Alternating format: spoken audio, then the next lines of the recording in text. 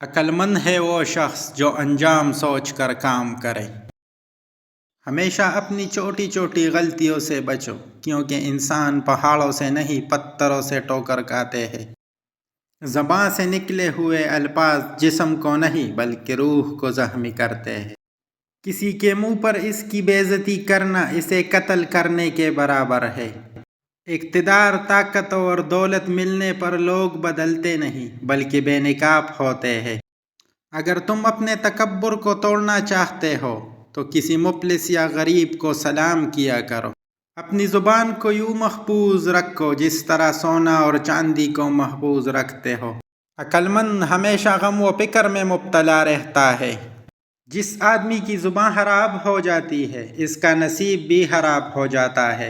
اپنے وہ نہیں ہوتے جو رونے پر آتے ہیں بلکہ اپنے وہ ہوتے ہیں جو رونے ہی نہیں دیتے۔ اسے اپنا راز کبھی مت بتاؤ جس کا کوئی راز تمہارے پاس نہ ہو۔ کسی کے ایمان کا اندازہ اس کے وعدوں سے لگاؤ۔ زیادہ سوچنا انسان کو ختم کر دیتا ہے، بس دعا کرو، اللہ پر چھوڑ دو۔ غیبت کرنا کمزور آدمی کی آخری کوشش ہوتی ہے۔ گھر میں غصہ ہونا گویا اسے ویران کرنا ہے۔